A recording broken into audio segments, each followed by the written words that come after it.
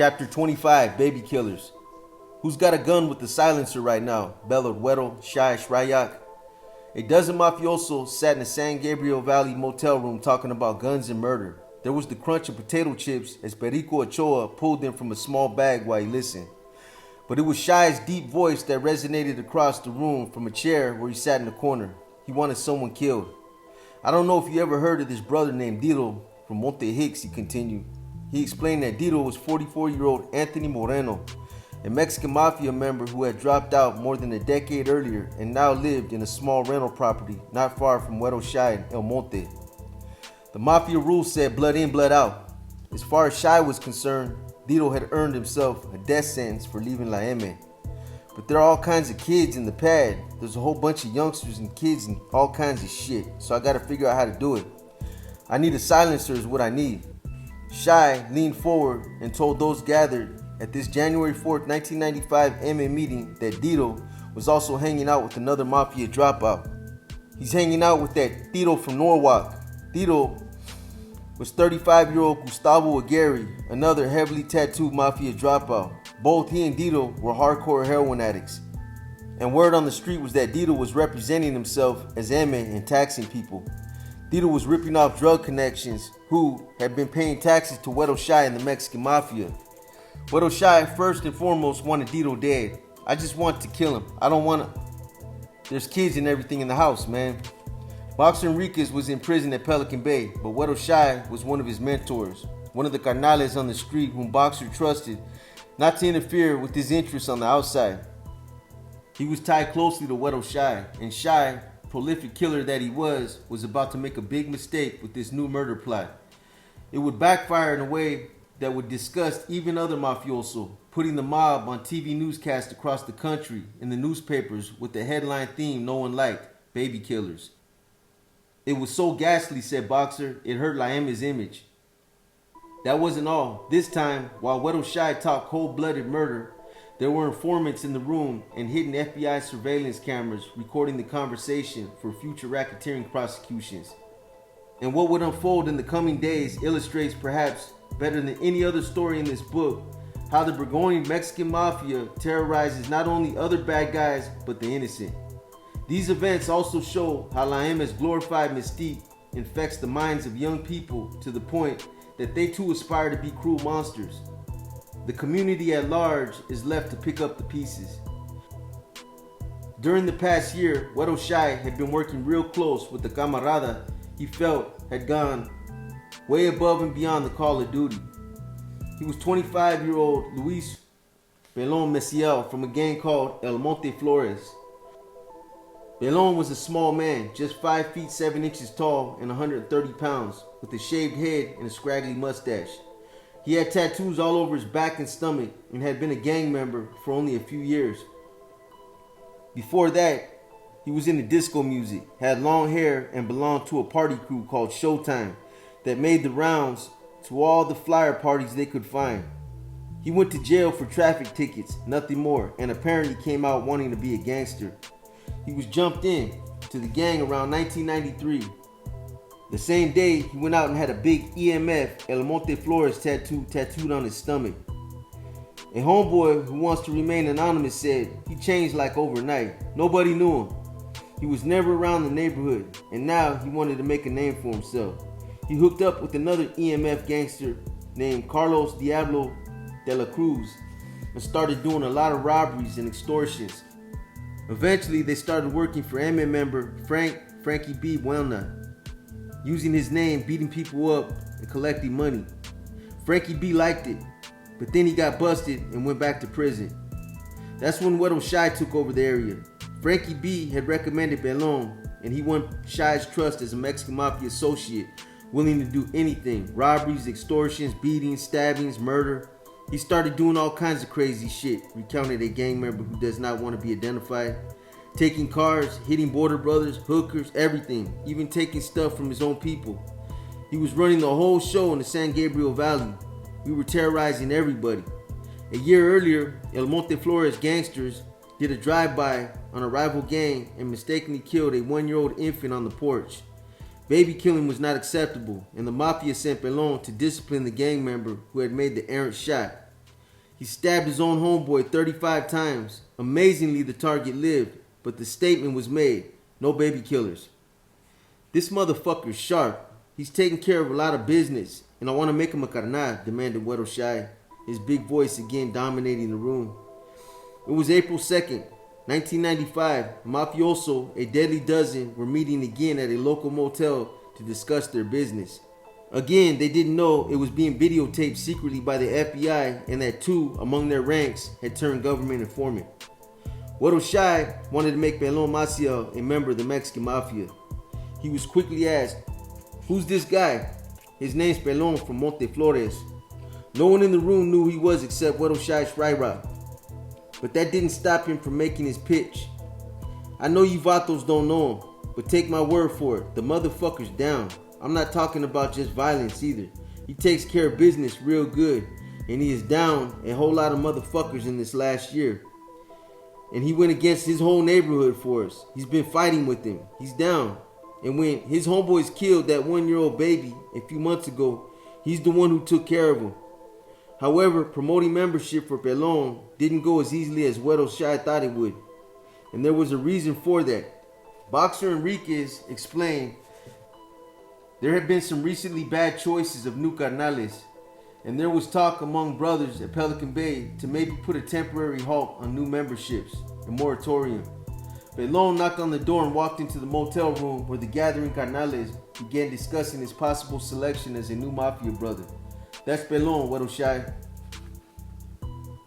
"That's Pelon," said Weddle Shy. Most of those in the room stood and shook his hand. Chuco, Perico, Gibby, Cowboy, Champ, Tonito, Victorio, and China Boy among them. Then Pelon was asked to leave and wait downstairs at the bar. There was still a burning concern in the room, especially from Perico. Boxer explained that Perico had just paroled from Pelican Bay and felt he had a lot of juice. Plus, Perico and Weddle Shy had been cellmates in the 1970s and had a falling out. Since then, there had always been some animosity between them. "How many brothers here know the guy?" asked Perico. "Nobody here knows him." "Well, see, that's the thing. How about giving some of these other brothers a chance to know the dude?" "In my heart, I don't know him," said a voice from the corner. "I've never ran with him. I've never drank with him. I've never partied with him." "Well, I raised my hand for the vato," Weddle Shy retorted. "Now you vatos make a choice. That's all I can do." "All right, let a few brothers get to know him," reasoned Perico. "In the next junta, it will come to a vote. Just give us some time to know him. He's earned everything, or I never would have brought it up, Perico." 10 minutes into the discussion, some in the room started to chime in to support Weddle Shy. I'll agree to him because of the way I respect Weddle," conceded Gibby. "If Weddle says he's a hell of a motherfucker, then he's a hell of a motherfucker." Chuco waved a white rag and made a signal over his head as if he were a football referee indicating a touchdown. As Weddle Shy pushed the debate forward, "I think it's time. He deserves it. He's got it coming." The vote started to roll in for Pelon. I'm going to go on Weddle's word right here. I've just got to go with Weddle say," agreed Gibby. "Weddle ain't going to sit here and lie to us." "You know, Pelon," relented Chuco. "I'll go with him. He sounds good to me." Yet, not everyone was on board. It takes only one veto to deny a member, explained Boxer.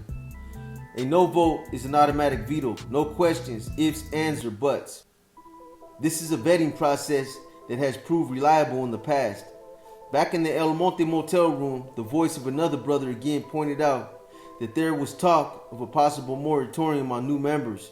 Everyone there had to live with their vote in the future. What if they made a hasty choice now? Everybody who said yeah has to go down with them, warned Perico. Weddle Shy, known for his explosive temper, popped. "You know, my brother, drop it, man. Just drop it. Fuck it. He's my camarada. He'll be my camarada. Just drop it, alright?" His short outburst was met with brief silence in the rest of the room. A few minutes later, there was a consensus. Pelon was voted in. The discussion had taken about 20 minutes. Weddle left the room and returned with Pelon Maciel. He shook his hand. "You're a carnal." The new brother made his way around the room, trading quick handshakes and tentative hugs with his new big homies, sealing his pact with the devil. Perico looked into Pelon's eyes. There are certain reglas and guidelines that we go by. When the brother gets a chance, I'm pretty sure he's going to run him down to you, explain it to you, man. And we're real serious about it, real serious about it. Any doubt about that would be erased in the near future. 3 weeks later, Pelon Maciel softly handed his 1-year-old son Joseph to the Catholic priest who had just performed the baptism ceremony at St. Marianne Paredes Church in Pico Rivera. Joseph was his third son, all of them under the age of 7, with his common law wife, Monique Peña. They decided to have the christening on the same day as little Joseph's first birthday, Saturday, April 22nd, 1995. The Maciels were a working class family. Pelon's father and mother had their own metal polishing shop and raised 9 children, 2 boys and 7 girls. As the priest cradled the newly baptized child in his arms, Pelon posed next to him with his wife and 2 godparents.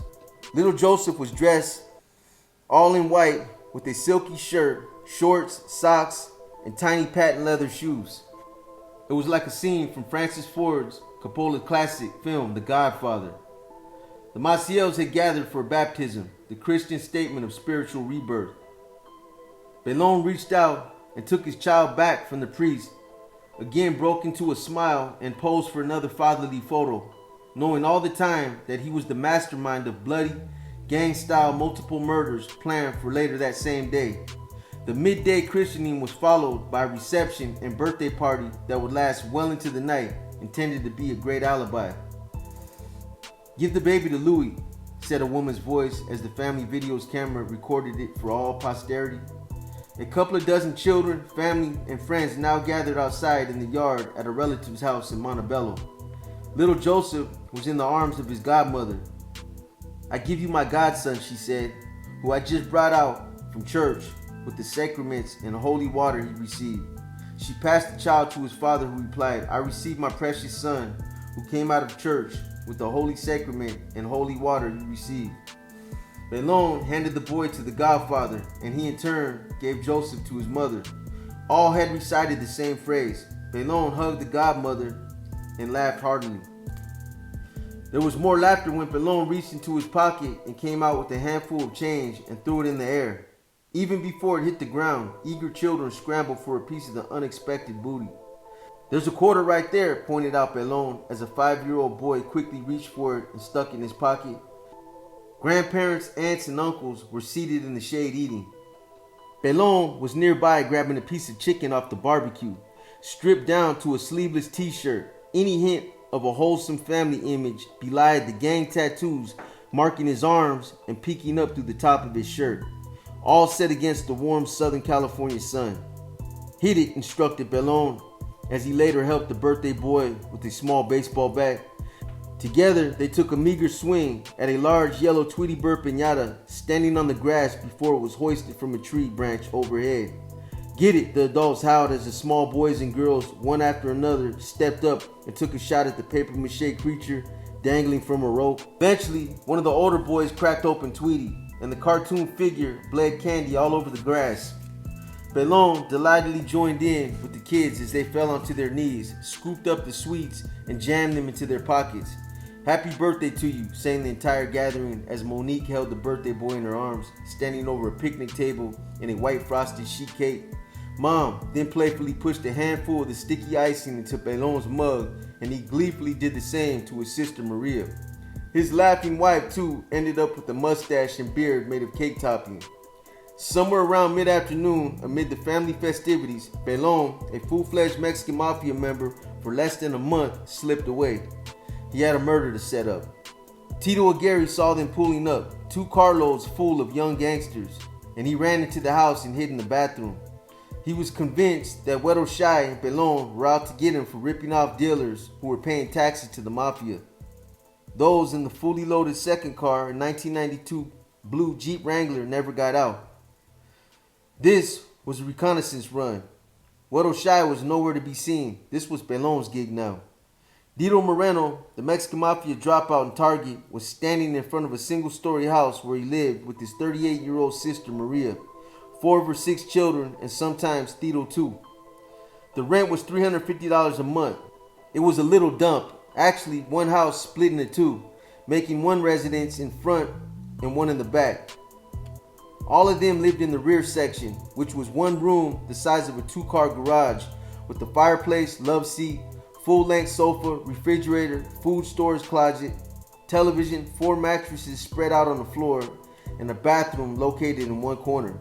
The lot was surrounded by a 4-foot-high chain-link fence with a driveway gate that was chained and padlocked at night.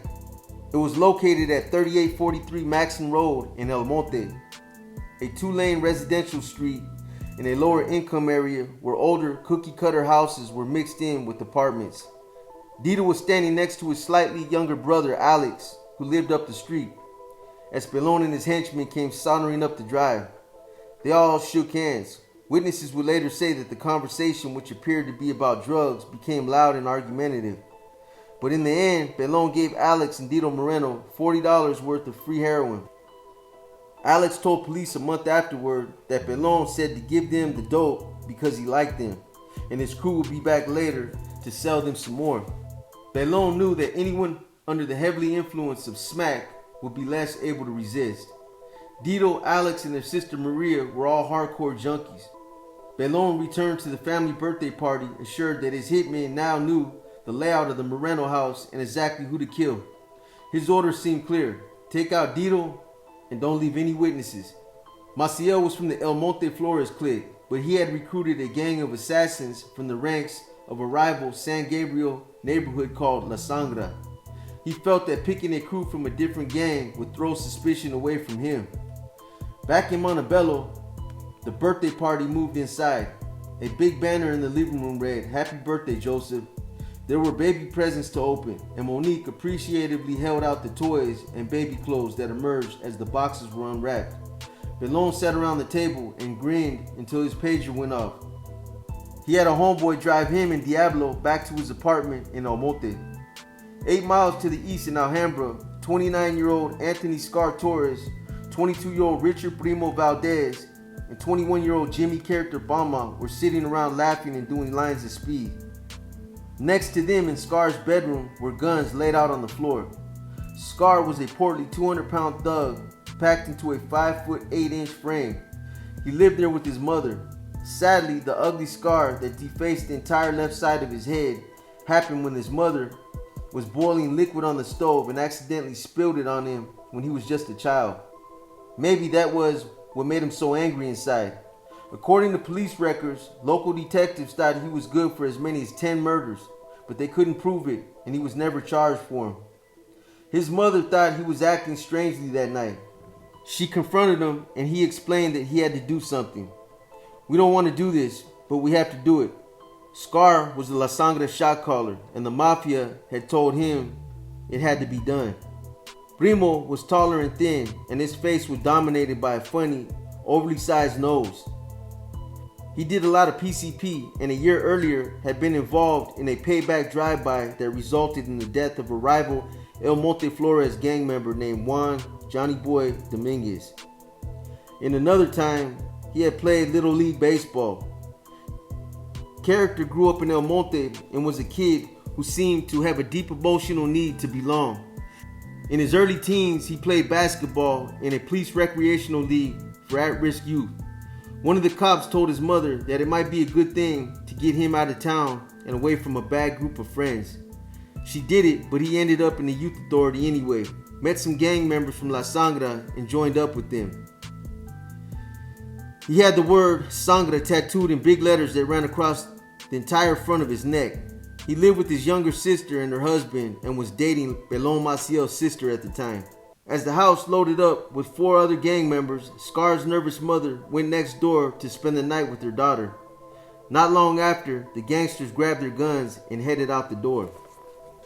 19-year-old Daniel Tricky Logan, who was being raised by his grandmother, had his blue 4-door 1987 Nissan Maxima. Tricky had no serious criminal record and was more of a gang lightweight. He slipped into the driver's seat as Scar piled in next to him and Character and Primo climbed into the back seat. 29-year-old Jose Pepe Ortiz, a hardcore gang member always ready to do La M's bidding, 25-year-old creeper, a loudmouth braggart who is more of a doper than a serious gangster, and 22-year-old Mateo all got in the second vehicle, Mateo's maroon 1991 Ford Thunderbird. They were the backup car. Back at his apartment, Maciel was pacing back and forth, anxious, waiting. Then the blue Nissan Maxima pulled up, and character climbed out of the back seat and walked up to Pelon, now lingering outside. Pelon gave him some heroin and asked him if he was ready to take care of some business for him and if he had everything he needed to take care of it. "Yes, we're packing," answered character. He also said a second backup car was following them to help take care of business. Pelon hurriedly turned to the homeboy who had driven him to El Monte and said, "Let's get back to the party," his alibi. On their way to the crime scene, an overly excited character begged to Scar to let him do the hit. He wanted to make his bones in the gang, be respected as a true killer. Scar finally relented. He would later tell police, "I was going to do it myself, but this guy wanted it so bad."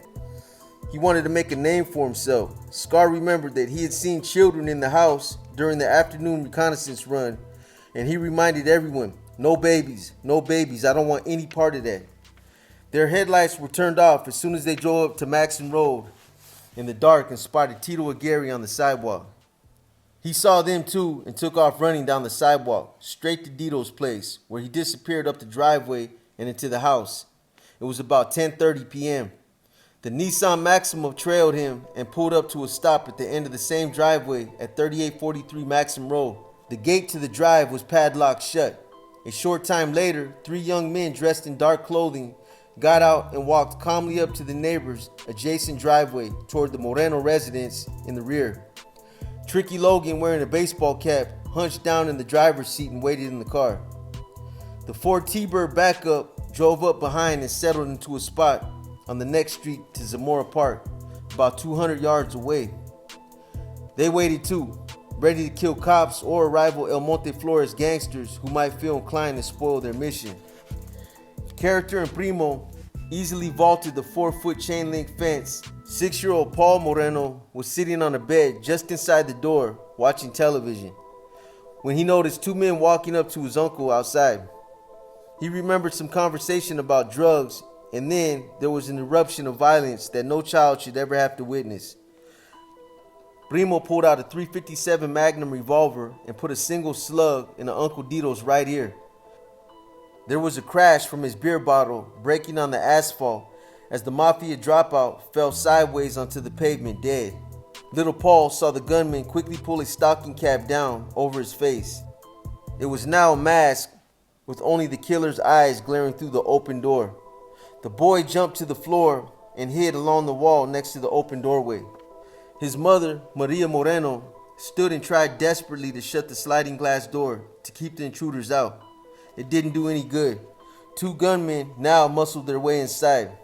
There was the flash of a large chrome-plated .45 caliber handgun in her face, and character at close range ripped a bullet into the left side of her skull. She dropped with her face in the stained carpet and died. An unsuspecting neighbor heard a little boy's voice yell, "Mom." Primo turned his revolver on Tito Aguirre, probably figuring that with the Mafia order that no witnesses be left alive, he was fair game. Tito had been on the couch pretending to watch TV and must have gotten up to run. A .380 slug caught him in the back on his left shoulder, and he fell between the wall and the bed. A second bullet from close range blew off the top of his head. Later autopsy reports would show it was a contact wound. His brain matter splattered against the wall. The worst was yet to come. Character was in a killing frenzy. He aimed his .45 at 5-year-old Laura Moreno, Maria's daughter, and the bullet entered her back and came out her chest. She fell next to her mom. The horror wasn't over. 6-month-old Ambrose Moreno, Maria's youngest, was lying on a blanket and a pillow in the middle of the floor. Character apparently stepped over the mother's body and, like a wild man, leveled his .45 one more time and delivered a fatal shot through the baby's right eye. At some point, for some unknown sick reason, another slug was shot into the buttocks of Maria Moreno as she lay dead on the floor next to 2 of her children. During the carnage, Scar kept watch, poised outside with a double-barreled sawed-off shotgun. The two killers left more rapidly than they came, jumping the small fence back onto the neighbor's driveway and crawling back in the Tricky's getaway car along with Scar. Neighbors celebrating a birthday party across the street saw them pile into the Nissan Maxima and speed away, headlights still off. Some had heard the shots and ran inside for cover until the police came. 6-year-old Paul, who had witnessed the massacre of his family, followed the killers out the door, jumped the fence, and ran to his next-door neighbor's house. His hands, feet, shirt, and pants were covered with blood as he furiously beat on the door and told them, "My mommy's been shot." Immediately, they called police. Meanwhile, the 3 Sangre gang members in the backup car never heard a shot, but they heard an outburst of sirens. A police car flew past the park. Mateo said, "Let's get out of here." They did. Whether he knew it or not, so was he and all the other callous gangsters who hatched a plot that ended up killing babies. Boxer Enriquez said, "No one was in accord with killing babies. It was just dishonorable for us, La M, to participate in the killing of women and children, particularly innocent victims. If someone is a player and a woman is involved and they have to be whacked, so be it. We do that, but not kids. It was just a horrific crime that goes down as a particularly black chapter in Mexican Mafia history. Someone was going to pay for what happened on Maxim Road." Officers Ron Nelson, Carlos Zamora, and Gary Gall were the first El Monte police officers on the scene, 5 minutes after the call came in at 10:30 p.m. As they walked up the drive together, a neighbor was holding survivor Paul, still in his bloody clothes, and several others were pointing next door, explaining that someone had been shot. The policemen walked over to the chain link fence. Meanwhile, Officer A. Phillips arrived and approached from the other side. He first spotted a body and called to the others, who climbed over the fence. Paramedics were radioed in immediately. They found Dito Moreno's lifeless body lying on his side near the steps, his head surrounded by a large pool of blood, and a beer bottle smashed on the pavement next to him, a tattoo that read M across his knuckles. 4 feet away, they could see a pattern of more bodies inside the house. Officer Nelson pushed back the door. Directly to his right was Maria Moreno's hefty body face down on the floor, motionless, a large blood stain across the back of her shirt that emanated from the wound in her head. Officers Zamora, Gall, and George Mendoza, who had arrived with Phillips, followed him inside. A police cadet who arrived with one of the officers was sent out front to flag down the paramedics. 2 small children were right next to the mother. A bloody little girl, Laura, with a bullet through her chest, was face down, snuggled up close. Her bloody handprint was left on the backside of her mom's shirt, as if she had reached out for comfort. She was breathing, just slightly, deep, short breaths. An officer checked her pulse. There wasn't one.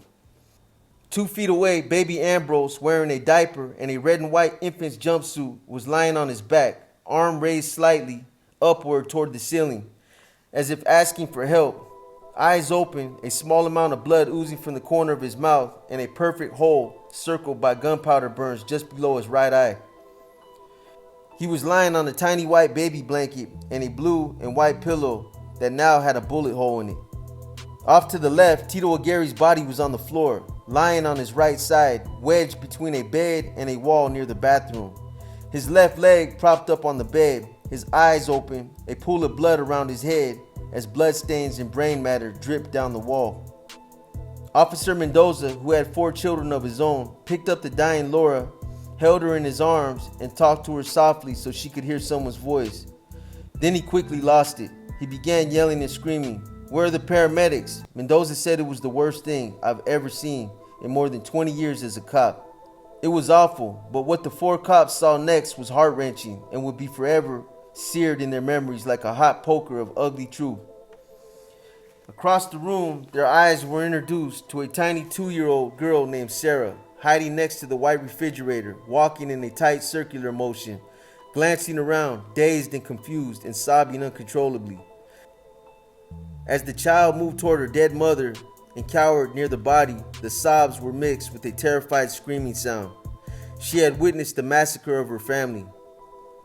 Officer Nelson, a bachelor with no children of his own, gently scooped up the diminutive child survivor, took her outside, and handed her over to an arriving female paramedic, hoping and praying that motherly instincts would help soothe the little girl's pain. Investigators would later say that the only reason Sarah and her brother Paul were not murdered too was because Jimmy character Palma ran out of bullets. Paramedic Chris Gano and his partner had just finished responding to a nothing call and were making dinner plans before heading back to the El Monte fire station. He was the senior paramedic on the night shift. Then they heard a shooting call, which was not that unusual, but a request for a second ambulance was a bit abnormal. He turned on the scanner and could tell from the police radio traffic that this was something pretty big. There were reports of multiple bodies down. He stepped on the gas.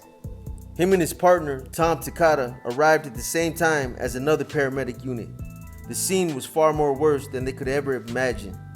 This was the most horrible thing I've ever seen. First, they encountered Dito Moreno lying outside, and the ugly wound in his head told them that he was DOA. He had been drinking and threw up when he was shot.